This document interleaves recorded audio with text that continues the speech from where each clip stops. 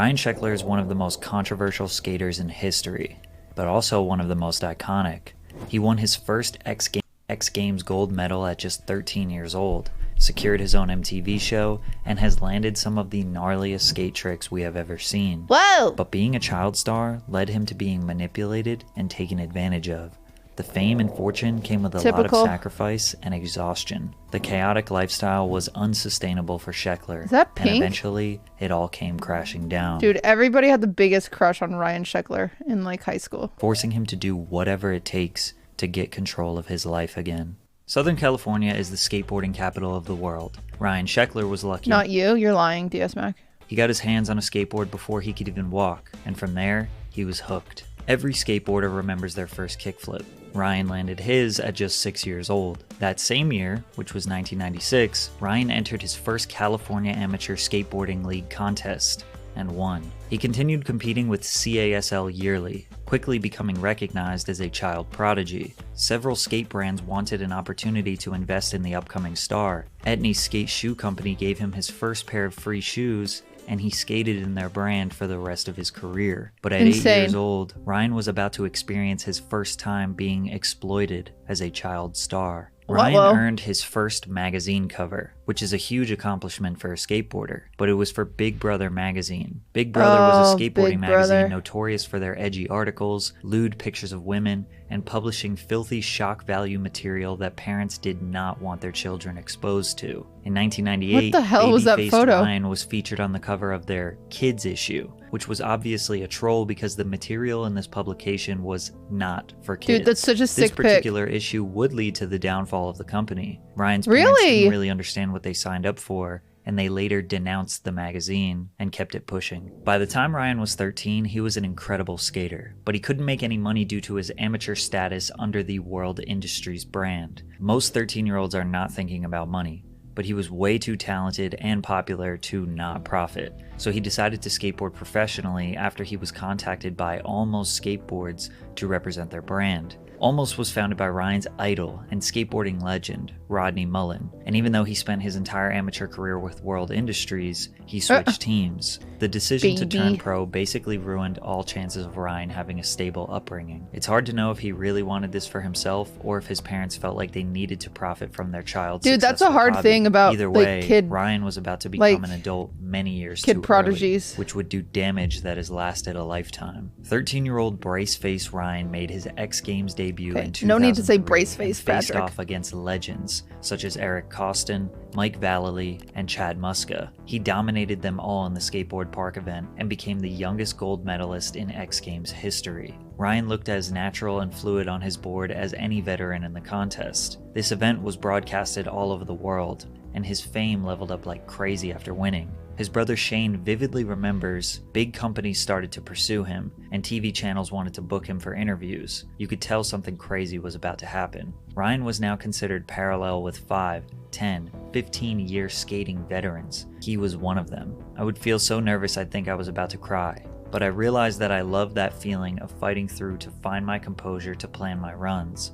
That year, I just felt unstoppable. Ryan was unstoppable, and he was surrounded by much older men who wanted to show him this crazy lifestyle. Pro skateboarders are required to travel city to city, hunting for rails, gaps, stair sets, and skate spots to film parts for a video or magazine. Drink water, by the way. For 8 months out of the year, 13-year-old Ryan was on the road. This usually leads to late nights and nothing near a consistent daily routine. King of the Road is a show created by Thrasher and Vice, where teams of skaters are given a book of challenges that they have to complete. For example, alright, missions. Skate the 13th stair at Skyline High. Build a 3-man skateboard with 3 men riding it. Jump a 3-stair. Like all skate videos, it's the behind-the-scenes clips that usually become more memorable, like Bam Margera's crazy stunts or Rob Dyrdek's skits with Big Black. Ryan's King of the Road part became notorious for the clip of him making out with a 24-year-old woman. Ryan, who was only 14 years old at the time, was being hyped up by his older friends. Obviously, if the gender roles were reversed, none of this would have been acceptable. Oh, but Ryan's life was moving at 100 miles per hour, and he was not being guided properly. What? And the harsh reality is, these acts of hazing or initiation probably made him seem cooler and more popular in the skating community. At this point, he was skating at an all-time high. In 2005 and 2006, he finished top 3 in almost every... Okay, you just outed yourself. Hey, 8-year gap is my parents. Yeah, but they probably didn't start dating when one was 24 and the other one was 14. Every event he skated in. 14 to 16-year-old Ryan Sheckler was definitely his prime skating years. Huge stair sets, long down rails, massive gaps.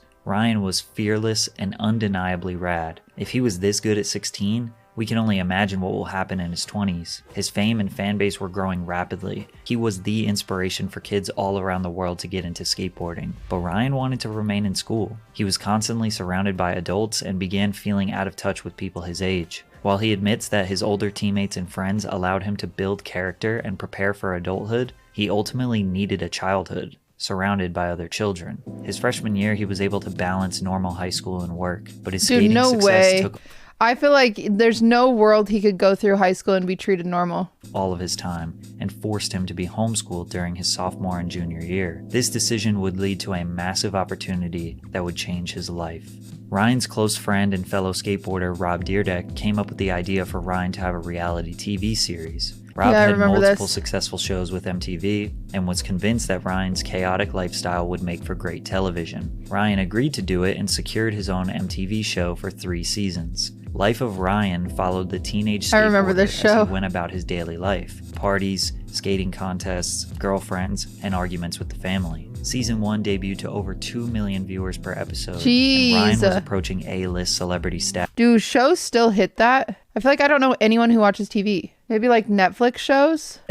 He became like the Justin Bieber of skateboarding, gained a massive fan base of teenage girls who treated him like a young heartthrob. Wherever Ryan went, television cameras and paparazzi followed. One time he was shut down in a Chili's restaurant in Orange County, and the SWAT team came to break up the crowds. God. The fame and fortune he could handle. But behind the scenes at MTV, something much darker was happening. MTV's building is so weird. It's like such a pretty building and then it's just like meh. Monday through Friday, he woke up with multiple cameras in his face. Everywhere he went, he had a crew of 25 people with him, which was exciting yet stressful, and ultimately led to outbursts. Off camera, producers would instruct his mother to say certain things they knew would upset Ryan, causing him Why is the quality so bad? Oh, because it's old video to have stuff. Tantrums on camera. While the show was not scripted, the producers understood certain family dynamics and used this knowledge to cause unnecessary drama for ratings. The dynamic with his parents began to change. He started calling the shots and living life on his terms since he was financially independent. In one particular scene... I'm so sorry. I hate when ladies feel like they have to take a picture like this. Everybody else is facing forward, ma'am. Shots and living life on his terms since he was financially independent. In one particular scene, he didn't clean his room when his parents asked, which ended up being an explosive argument. No one forced her. Literally society. You're so stupid for saying that. Ending when Ryan slammed the door in his father's face. Ryan left for a few days to skate, and when he came back, his father was gone. Shortly after, his parents were filing for a divorce. MTV producers were licking their chops because they had a juicy storyline, and deep down, Ryan thought his parents' divorce was because Britney of him. Spears? That he was not blindsided. Britney Spears. He genuinely thought they had a loving relationship, and they always supported Ryan's dreams. So once all of this stress reached a tipping point, he thought it was because they focused too much on... You guys think that it's Britney Spears. You guys are fake fans. That is not Britney. This girl is the same age as him. Jamie? No, Jamie never had hair like that. Paris Hilton? No, that's Britney. Oh my God. Chat, you're really gonna make me do this? Britney Spears, Ryan Sheckler. There is not one picture of them together, chat. Are you happy with yourselves? This was Britney at 26. Well, at least I think so. It says 2010. So I'm assuming that's not Britney. Oh my God, I hate you guys. She looks like Paris Hilton. No, she doesn't. Do you guys know what Paris Hilton looks like? That's Paris Hilton in 2010. This is not Paris Hilton. Look up Jamie Spears. I'm not looking up anybody ever again. Just know you guys are always wrong. Sad. So once all of this stress reached a tipping point, he thought it was because they focused too much on Ryan's career instead of their marriage. As if it couldn't get any worse, Ryan's perception in the skateboard community started to change negatively, mainly because the show portrayed him as an impulsive and spoiled child, rather than just a rad skater. These 23-minute episodes were mostly filled with Ryan's worst moments rather than his awesome talents. All right, let's watch it. Ryan was openly vulnerable on camera, but was met with criticism online from the skate community, with many mocking him for being soft and calling him Crying Ryan. But Ryan didn't find Good this out one. himself. MTV Crying producers Ryan. told him that's what people were calling him online, and they strategically waited to tell him this new nickname until he was feeling emotional on camera, Jesus which prompted him to cry Christ. again. Straight up psychological manipulation of a child. Oh By my the end of God. season 2, the cast no longer wanted to be there, but they were forced to do a third season due to a clause in their contract. When Ryan initially accepted the offer to have his own reality TV series, he told himself that if the show ever interfered with skating, he would quit entirely. And that was about to come true. MTV finally hit Ryan's tipping point when they started forcing him to break up with his girlfriends on camera. So we break up once, and then cameras are on, we break up again, cut. Now the mood's really awkward. And then, you know, they come over to me and they're like, hey, that wasn't enough. We need to do it again. And so that's where the show became acting, and it became like this thing where it was like, this is not what we signed up for, and this is not what it started out as. Like, it broke my heart, dude. It broke my heart, and it like, Jeez. borderline traumatized me. I didn't get into a relationship after the show until You don't need to say borderline. It definitely did. What the heck? Because I didn't want to have to go through a breakup again. I have a heart, man, and I have very strong emotions, and I do not like hurting people's feelings. I do not. And so to blatantly have to hurt people's feelings over and over again for the sake of television, for rating.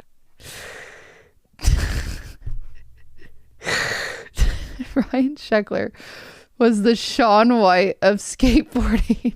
That was the dumbest. Shaun White was the Shaun White of skateboarding, just so everybody knows. Shaun White also skateboards. Oh my God, that's so funny. He snowboards, but he also skateboards. Literally. He kept his word and quit the show midway through season 3. MTV was obviously very upset, but what they did was pretty wild. They Anonymous, thank you. abruptly aired the entirety of season 3 in one day, released all of the episodes What? on a random That's so weird. What the heck? Michelle Kwan of skateboarding. Sure. Go ahead. Tuesday morning back-to-back to avoid breaching their contract. After What? that, MTV never aired a single episode of Life of Ryan ever again on their network. What the Ryan admits heck? this is where his life got a little bit darker. He turned to alcohol to fix all of his problems once he turned 18, a habit that would ultimately get out of control. Ryan Oh, was wow. spending money like crazy. Penthouse suites, supercars, jewelry, private flights. He spent $1 million on bottle service and tables and clubs. He would set a goal What kind of alcohol are you getting for $1 million?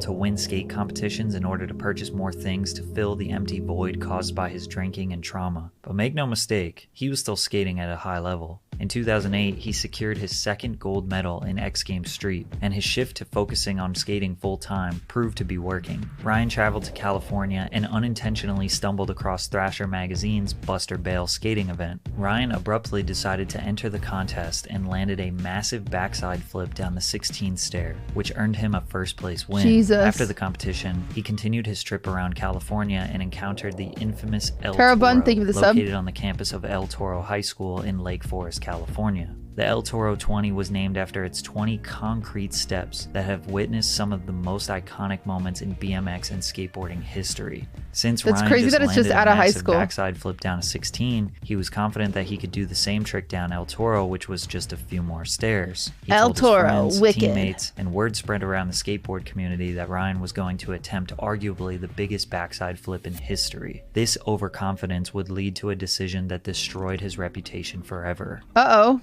He unexpectedly broke his foot. This injury halted Oh. Ryan's plan to skate El Toro and left him in a cast for several weeks. One day, while at Etney Skate Park in Lake Forest, Ryan came face to face with Jake Phelps, an iconic magazine editor who worked for Thrasher magazine. During their interview, Phelps asked Ryan if he completed the trick. Intimidated by his presence, Ryan lied to him and told him that he had completed the trick. Oh no. Why would you do that? That sucks. From one pathological liar to another. According to Ryan, he That's- intended to skate down El Toro once his injury healed, and already believed he could complete the trick since he did something similar weeks prior. Unfortunately for Ryan, he had just committed a skateboarding cardinal sin, lying about landing a massive trick. For months, the skateboarding community expected to see the footage in an upcoming Plan B video. A backside flip down El Toro would be considered top 10 Hall of Fame. This was huge skateboarding drama, tricks. really? However, the footage never made it on Dude, the typical crying Ryan and lying Ryan. project.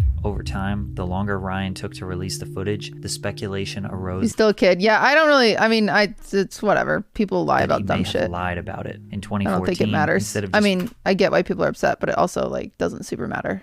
finding the video footage and releasing it himself, Ryan decided to redo the dangerous move for an upcoming skate film Oh, should I called thank you for the Prime? Eddie's Album. And although he got close, he never landed the backside flip, injuring himself in the process. The footage was taken out of the final cut, but was eventually leaked onto the internet many years later, sending the skateboard community into a frenzy. If people didn't like Ryan before, they hated him now. He was heading into his early 20s and what most skaters Ryan Sheckler is the slicker of lying. Like, he also lied. Chat, he also see as their whatever. prime years. Now he had a chip on his shoulder. Oh my Some of the God. skate community thought of him as a sellout, a liar, nothing more than a pretty boy to be the face of the sport. But he won X Games gold for the third time in 2010, and 3 consecutive I mean, he's Duke Tour fucking good, street-style too. first place finishes from 2012 to 2014. His contemporaries respected his skills, but while he was skating at an elite level, he suffered from an insane amount of injuries. Broke my left elbow 6 times, right Oh. elbow 4 times with plates and screws in here.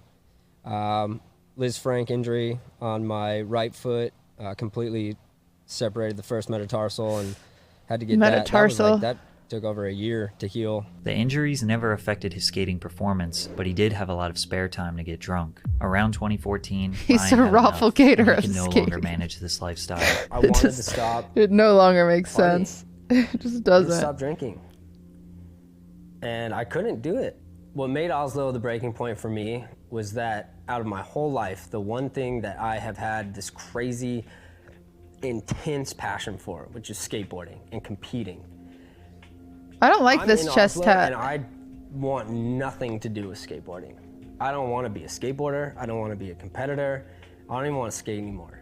I want to just go take the money I've made, get off the map and go party. I just want to kind of wanted to end it, you know? Not, but I didn't want to be in the public's eye anymore. His mother, who had always supported him, encouraged Ryan to start treatment for his addiction. He said it was the scariest day of his life, but it strengthened his relationship with his mother. Sheckler attended an in-person rehab and was fully committed to his recovery. His last first-place victory was in 2014 at the age of 25. His presence in skateboarding dwindled after getting sober. He embraced Christianity and devoted himself to becoming a role model across all aspects of his life. He eventually apologized for lying about the El Toro incident in numerous interviews. Skateboarders still harass me everywhere I go. I don't feel like skaters should be hating on each other. I owned up to it. I apologized for it. It showed me the power of That is one thing I hate in the entire world, is once someone has genuinely changed, like just fucking not letting it go. For the love of God. Like, just fucking move on at some point, you know? one lie can do, though. It's crazy. I haven't told a lie since. He started Okay. touring with his charity, the Sheckler Foundation, donating $10,000 grants to underprivileged communities across the country. He dedicates a lot of his time pushing the next generation of youth skaters. Although he Candace spent Cameron a lot Burr of of money recklessly as a skateboarding. teenager, he made a lot of great business decisions as Now well. he's praying, becoming Ryan. the part owner of the men's and women's underwear company Ethica, which is now a multi-million-dollar brand. He recently launched Never his even heard of own him. Sheckler branded skateboards under his company called Sandlot Times. He is also a partner in Palm Springs Surf Club, which is basically a $100 million surfing playground. Ryan never Jeez. formally retired from skating, but competitive skateboarding was his whole life since he was 13. He never really got a chance to live normally. He still skates at a high level, but he probably won't Wait, ever so be a did he ever do competitive the threat to trick? the guys in their 20s. His life was going 100 miles per hour from age 13 to 25. The skateboard No. community went from loving him to hating Oh, that sucks. Because if he would have never gotten injured, I wonder if he would have done it. him to now respecting his legacy. This life definitely took a toll on Ryan. You could see it in his face. But today, sober Ryan Sheckler has a new lease on life. And this time, he's in full control. Wicked. I hate this thumbnail that Ludwig used. I look like a freaking Pomeranian dog.